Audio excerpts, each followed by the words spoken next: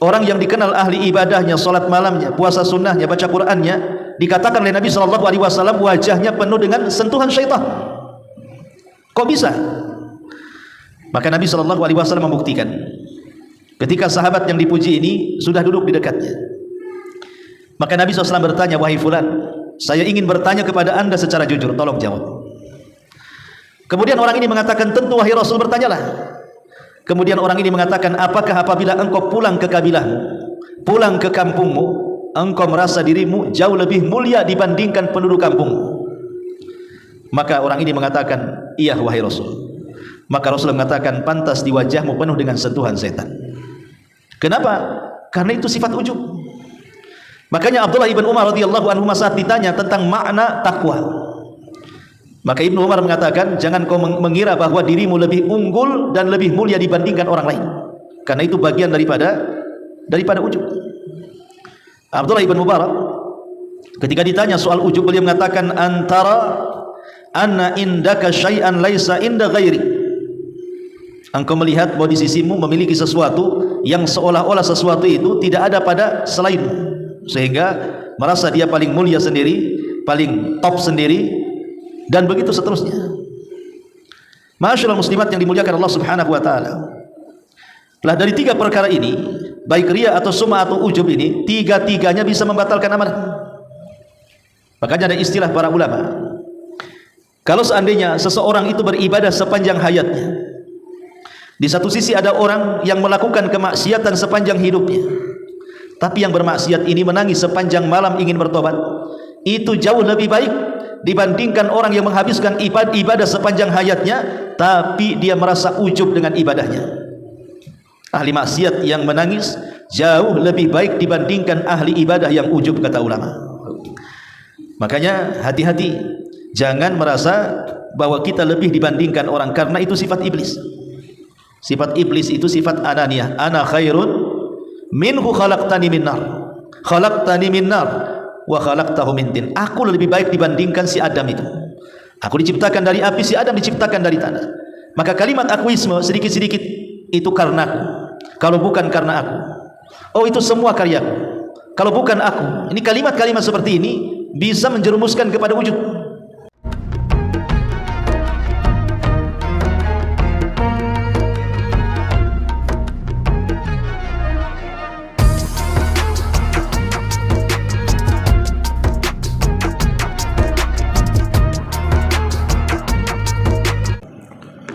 Bismillahirrahmanirrahim.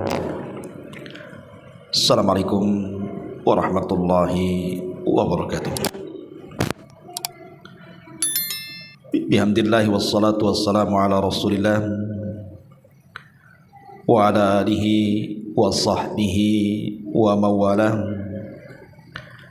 wa la hawla wa la quwwata illa billahi wa ba'du.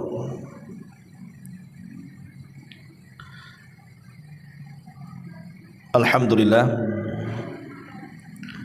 di siang hari ini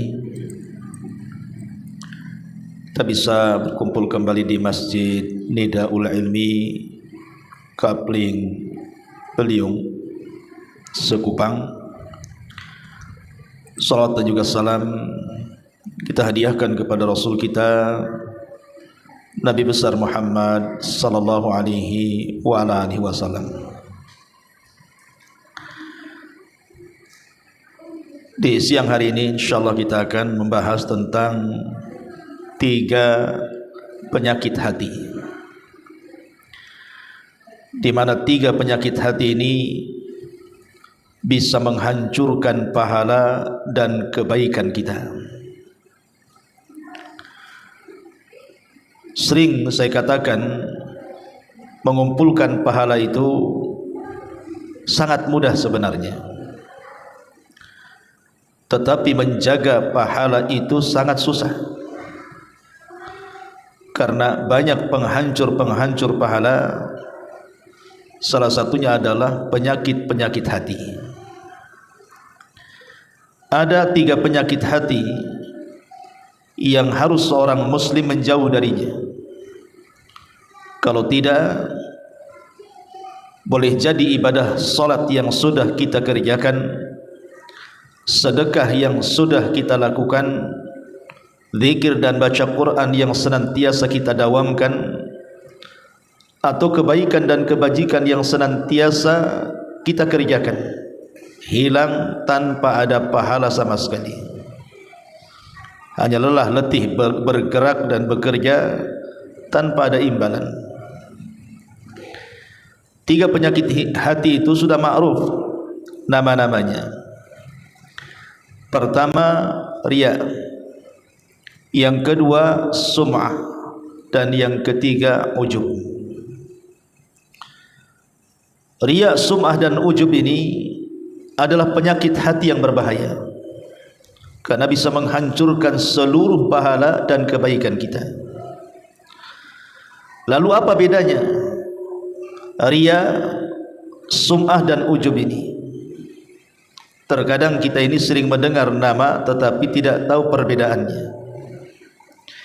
Inilah yang kita akan bahas, 3 penyakit hati yang membahayakan amalan kita. Baik, ma'asyiral muslimin wal muslimat rahimakumullah.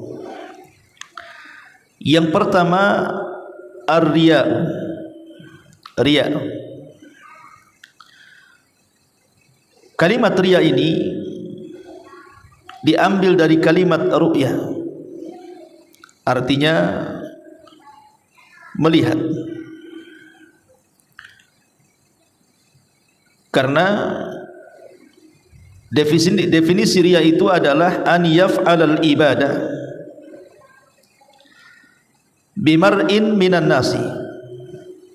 Seseorang melakukan ibadah supaya manusia memperhatikan ibadahnya.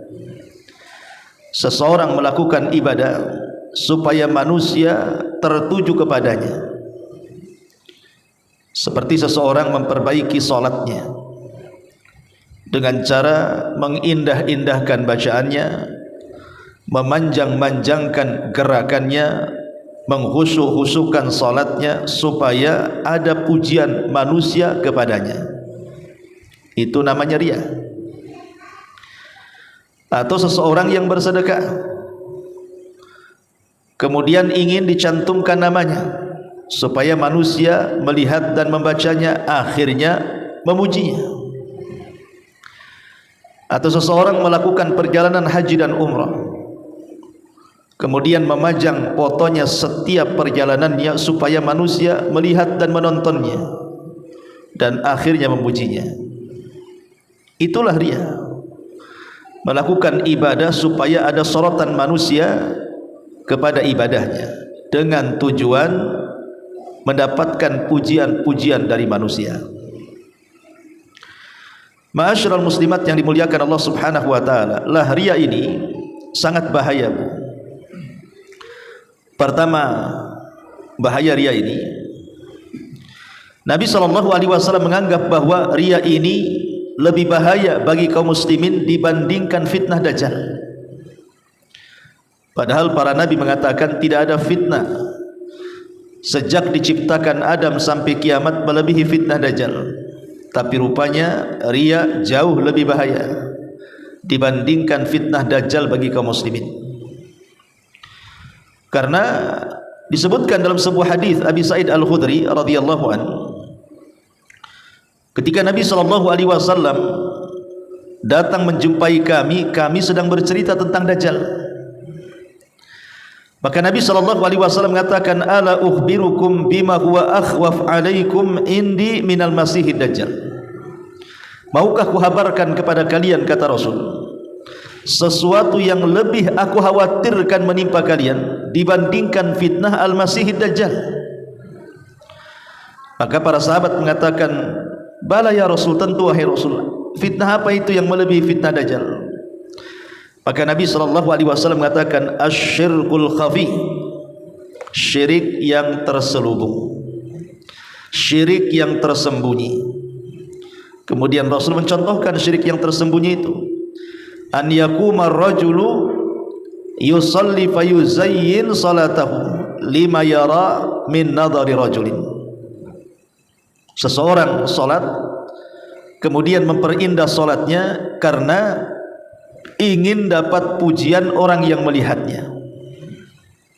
Lihat di sini Nabi SAW mengatakan bahwa fitnah syirik kecil ini atau riya jauh lebih bahaya dibandingkan dajjal. Kenapa? Karena dajjal itu jelas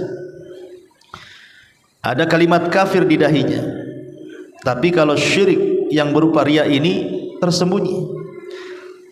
Ada orang yang berusaha ikhlas tahu-tahu riya, dan itu banyak tuh, dan itu bisa kita rasakan. Awalnya lillah karena Allah, setelah berjalan karena manusia. Yang kedua, riya ini lebih merusak hati seorang muslim dibandingkan serigala yang mengacak-ngacak kambing yang merupakan santapannya. Coba Bu, kalau seandainya ada serigala lapar, di depannya ada mangsa kambing, tentu kambing itu akan dicabik-cabik sampai habis termakan.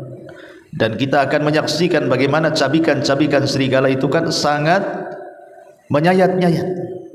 Tapi kerusakan riya terhadap hati jauh lebih rusak dibandingkan serigala saat makan kambing. Dan itu disebutkan dalam hadis Ka'ab bin Malik. Nabi mengatakan, ma dhi'bani ja'iani ursila fi ghanamin bi absadalaha min hirsil mar'i alal mali wasyarafi lidini.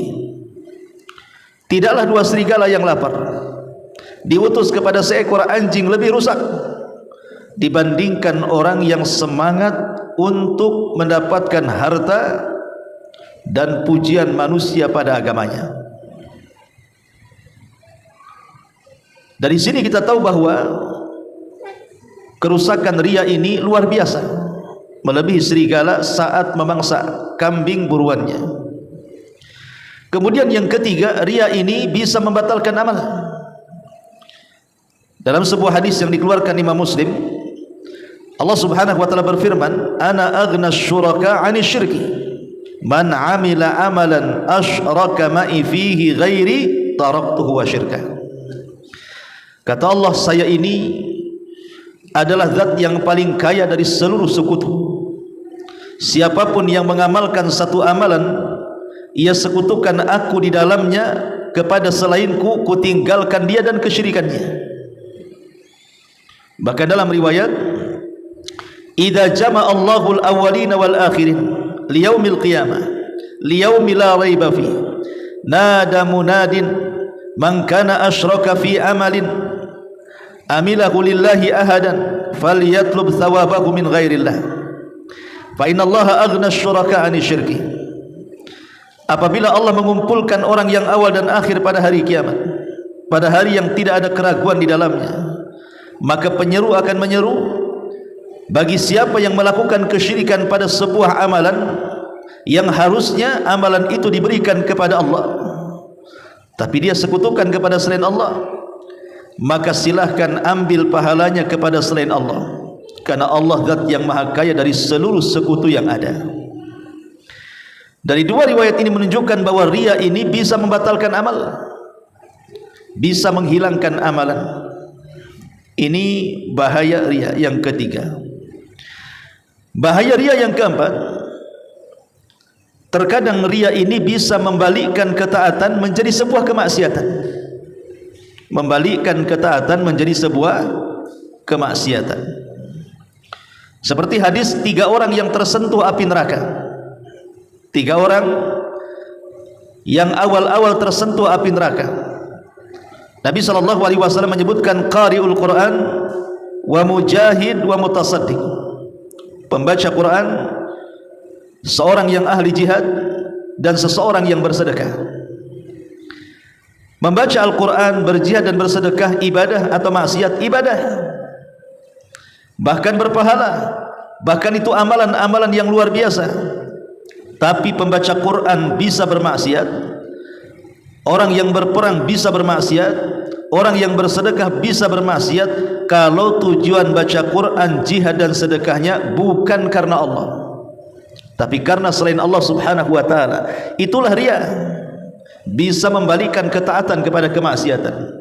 Jikalau orang yang membaca Al-Quran itu supaya memandang manusia terhadap dirinya, dia seorang qari, supaya orang lain memandang para mujahid sebagai para pahlawan, atau supaya orang yang bersedekah dikatakan dermawan, maka itu sama dengan merubah ketaatan menjadi sebuah kemaksiatan kepada Allah Subhanahu wa ta'ala.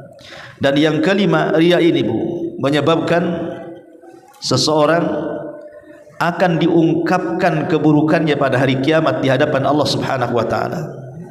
Man yurai yura'illahu bihi. Siapa yang dalam ibadahnya ingin dilihat manusia, kelak Allah perlihatkan aibnya pada hari kiamat. Dan yang terakhir, riya ini menyebabkan penyakit hati. Riya ini menyebabkan penyakit hati, karena riya ini bagian daripada sifat-sifat nifak. Ma'asyiral muslimat yang dimuliakan Allah Subhanahu wa ta'ala, riya ini memang macam-macam Bu. Macam-macam bentuknya orang riya ini. Tapi umumnya riya ini kan kecintaan seseorang untuk dimuliakan, untuk dihargai dan dipuji. Itu umumnya orang riya itu. Kalau dia beramal kemudian tidak dipuji, lemas dia. Kalau dia melakukan ibadah kok tidak ada sanjungan manusia, malas dia. Jadi semangatnya ibadah itu ditentukan dengan semangat orang yang memujinya. Semakin semangat yang memujinya, semakin semangat ibadahnya. Semakin lemah yang memujinya, semakin lemas ibadahnya. Itulah orang riya. Hati-hati, karena riya ini sekali lagi adalah penyakit yang sangat kronis yang bisa menghancurkan amalan kita. Contohnya apa? Umpamanya ibu menggunakan pakaian, membeli pakaian lah ya, mereknya branded, sengaja mereknya nggak dicopot, digantung-gantung, biar orang tahu bahwa pakaian saya ini beda dengan pakaian yang lain. Atau ibu beli tas, mereknya nggak dicopot, sengaja kemudian tasnya diperlihatkan orang bahwa tas dia beda dengan tas orang. Lah itu namanya riya. Atau ibu baru beli sandal, sengaja kemudian sandalnya diletakkan di tengah di antara sekian sandal supaya orang tahu ini sandal saya, karena baru beli, baru lebaran. Atau boleh jadi mungkin riya itu dalam bentuk badan, diperlihatkan anggota badan-badan tertentu supaya manusia melihat dan memujinya. Mungkin ibu habis pulang dari sauna atau habis pulang dari salon, sengaja ikut pengajian, kemudian diperlihatkan bagian-bagian badan tertentu kalau dia ini sudah pergi ke salon atau ke sauna.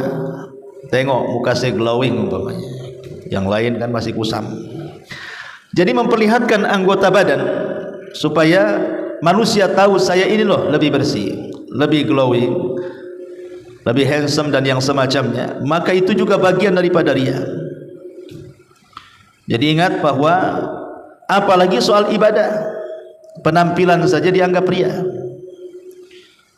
Bahkan kalau seandainya ibu ini sedang menasihati, mungkin di komplek ibu menjadi ketua di situ, baru pertama kali jadi ketua, kemudian ceramah di situ, ya tentu di lingkungan ibu-ibu. Nanti kemudian turun dari panggung itu, gimana tadi ceramah saya, bagus nggak tuh? Ya. Dia minta pandangan orang supaya dipuji. Lah hal-hal yang seperti ini juga bagian daripada riya. Tapi ingat bahwa riya sendiri bukan hanya beramal karena manusia, Bu. Meninggalkan amal karena manusia juga riya. Jadi bukan hanya beramal karena manusia itu riya, meninggalkan amalan karena manusia juga riya. Contoh umpamanya ibu suka menghadiri kajian di mana-mana. Kajian di sini, kajian di sana, rajinlah ibu mengadakan kajian. Sama tetangganya digojologi, aduh sudah jadi ustazah ini umpamanya, rajin kali ngaji. Akhirnya kemudian gara-gara teguran ataupun sindiran tetangga yang mengatakan kalimat itu, terpikir aduh nggak enak nih saya dibilang ustazah, saya kurangilah ngajinya. Lah mengurangi ngaji itu karena manusia itu juga ria. Bukan hanya pergi ngaji supaya dapat pujian manusia, bahkan tidak pergi ngaji karena ucapan manusia juga ria. Karena ria itu kan beramal karena manusia. Maka sekali lagi, hal-hal yang seperti ini hilangkan, karena obat ria itu adalah ikhlas karena Allah Subhanahu wa ta'ala. Ini yang pertama. Yang kedua, ada yang disebut dengan sum'ah. Sum'ah dengan ria ini beda tipis. Kenapa? Karena sum'ah itu an ya'mala ta'ah bainahu wa bainallah thumma yuhaddithin nasa biha liyasma'u anhu wa yamdahuhu. Jadi sum'ah itu Bu, seseorang melakukan ketaatan antara dia dengan Allah, kemudian setelah itu diceritakan ketaatannya kepada manusia supaya manusia mendengar dan harapannya dapat pujian. Contoh ini, ibu semalam sholat malam dari mulai jam 3 sampai subuh. Kemudian ibu ikut arisan, ikut kumpulan. Ibu ceritakan, Afwan ini anak agak ngantuk. Kenapa ngantuk? Iya, semalam saya jam 1 bangun tak bisa tidur. Ya udahlah, anak sholat aja lah, sholat tahajud sampai subuh. Lah kan dia menceritakan ibadahnya tuh. Akhirnya harapannya apa? Supaya mendengar bahwa dia sholat malam. Dan akhirnya orang akan memuji ibu. Masya Allah, saya pengen juga lah kayak Lah ini sum'ah namanya Bu. Ngapain ibu cerita bahwa semalam ibu sholat malam?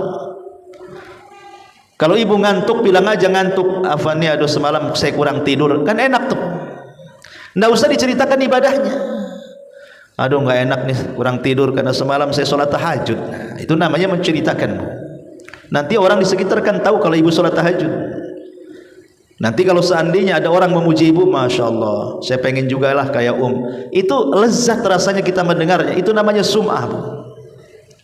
Atau ibu bersedekah, sedekahnya sudah lama, mungkin sudah seminggu, 2 minggu, sebulan. Kemudian ibu ceritakan kepada orang bahwa ibu sudah bersedekah. Tahu nggak kapan hari ya saya datang ke masjid di Daul Ilmi, ana lihat itu pelaponnya kok belum dipelapon. Ya ana sumbang lah 2 kotak namanya kan. Lah ini sedekahnya sudah lama Bu, Ramadan kemarin ceritanya hari ini, supaya orang-orang tahu, oh pantutlah itu sekarang udah bagus pelaponnya, rupanya yang nyumbang. Akan lezat jadinya kan. Jadi ibu mendengar, menceritakan ibadahnya sendiri supaya dipuji orang, kemudian ibu merasa lezat dengan pujian itu. Itu namanya sum'ah. Karena definisi sum'ah itu an ya'mala ta'ah bainahu wa bainallah thumma yuhaddisin nasa biha liyasma'u anhu wa yamdahu. Seseorang melakukan ketaatan antara dia dengan Allah, setelah itu dia ceritakan kepada manusia supaya manusia mendengarnya dan memujinya. Ini namanya sum'ah, ya kurang lebih dengan riya juga. Kenapa? Karena sama-sama ingin mendapatkan pujian, sama-sama ingin mendapatkan kemuliaan dibandingkan keikhlasan. Itu persamaannya. Cuman yang satu pengen dilihat, yang satu pengen dikomentari, itu saja Bu. Jadi yang satu pengen dilihat, kemudian dengan melihat ibu, orang memuji ibu. Yang satu dia menceritakan supaya dikomentari. Ketika dikomentari, ketika itu dalam bentuk pujian, lezat rasanya mendengarnya. Lah itu namanya riya dan sum'ah. Dua-duanya bisa membatalkan amalan. Karena dua-duanya ada kemiripan, sama-sama ingin dapat pujian, ingin dapat kemuliaan di sisi manusia dibandingkan keikhlasan dan pahala dari Allah Subhanahu wa ta'ala. Ma'asyiral muslimat yang dimuliakan Allah Subhanahu wa ta'ala. Adapun yang ketiga disebut ujub. Yang ketiga disebut al-ujbu. Ujub ini sebenarnya adalah bagian daripada al-kibru, kesombongan. Jadi dia adalah bagian dari kesombongan. Karena ujub itu artinya melebih-lebihkan dirinya dibandingkan orang lain. Masih mending aku. Nah, itu bahasa-bahasa seperti ini hati-hati. Masih mending akulah.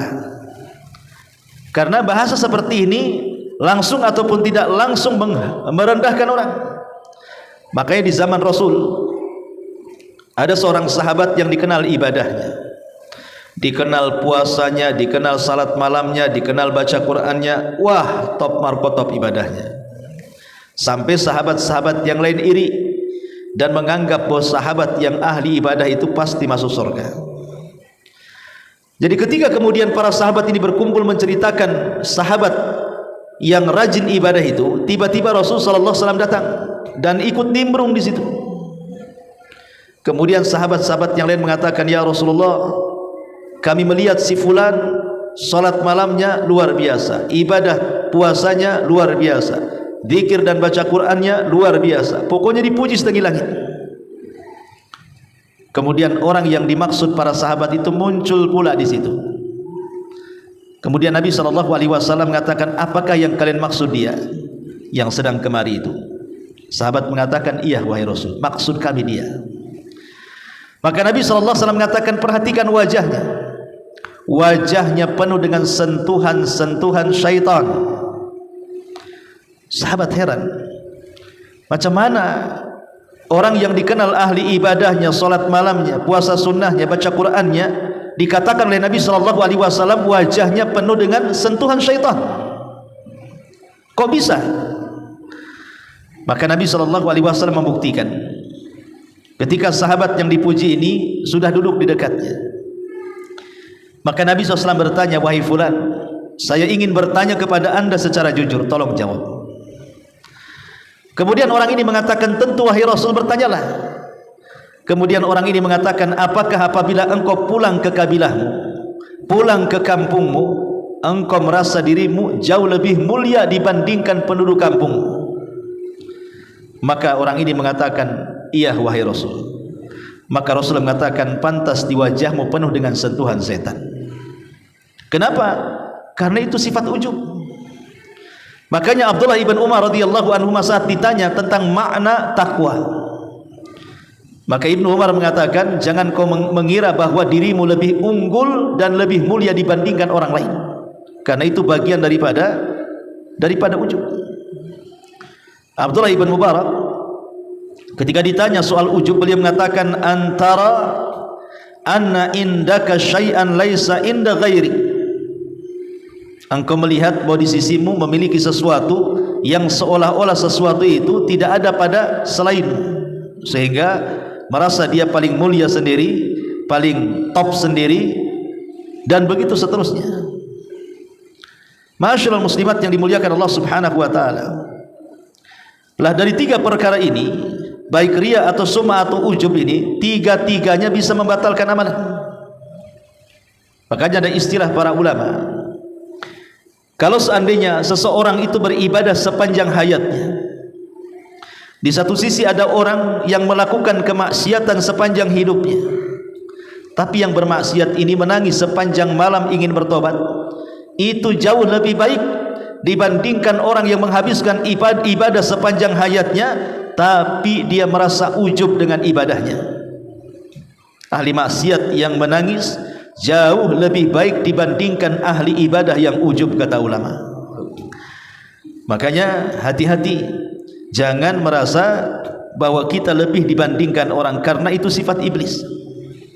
Sifat iblis itu sifat ananiyah. Ana khairun minhu khalaqtani min nar, khalaqtani min nar wa khalaqtahu min tin. Aku lebih baik dibandingkan si Adam itu.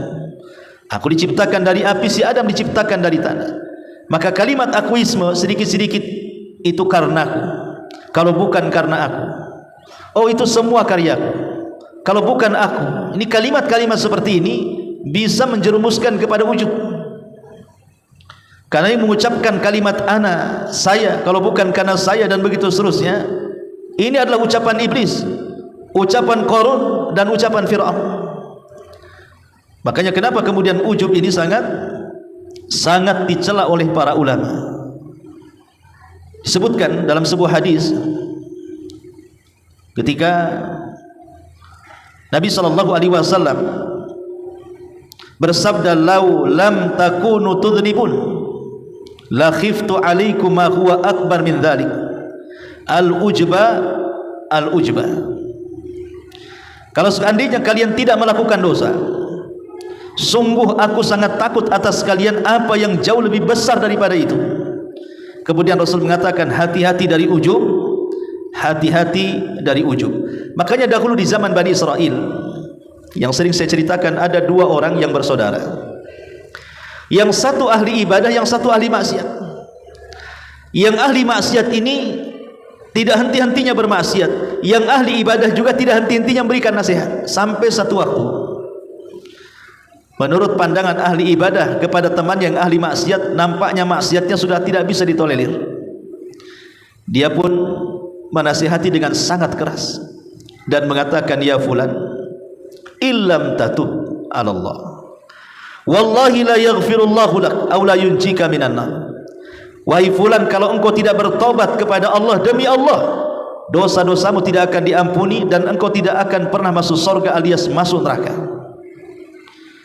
Maka ketika dia bicara seperti itu, tiba-tiba Allah membantahnya dan mengatakan, "Man dzalladzi yata'alla 'alayya alla aghfira li fulan fa inni qad ghafartu li fulan wa ahbattu 'amalak." Maka Allah Subhanahu wa taala mengatakan, siapa yang berani lancang kepadaku, melampaui batas-batas takdirku, bahwa aku tidak akan mengampuni si fulan, demi Allah aku telah ampuni si fulan dan kuhapuskan seluruh amalmu. Kata para ulama, kenapa orang yang ahli ibadah ini dihancurkan amalannya? Karena dia ujub, merasa dia di atas ibadah dan meremehkan ahli maksiat karena berada di atas kemaksiatannya. Lihat bagaimana ahli ibadah bisa terjungkal dari sorga masuk ke neraka gara-gara ujub yang ada dalam hatinya. Makanya sekali lagi, ini penyakit hati yang harus kita usahakan untuk jauhi. Pertama, riya. Jangan sampai ibadah ingin dilihat manusia dan dipujinya. Yang kedua, sum'ah. Jangan sampai habis ibadah diceritakan kepada orang supaya meminta penilaian, akhirnya kita sedap mendengarnya. Dan yang terakhir, jangan ujub, merasa bahwa ibadah kita lebih dibandingkan ibadah orang sehingga kita merendahkan dan meremehkan orang. Lah tiga penyakit hati ini semuanya adalah penghancur ibadah. Inilah yang bisa saya sampaikan di pagi hari ini tentang bahaya tiga penyakit hati yang menghancurkan pahala dan kebaikan: riya, sum'ah dan juga ujub. Mudah-mudahan kita terhindar dari tiga penyakit hati ini dan senantiasa menjadi orang yang senantiasa ikhlas.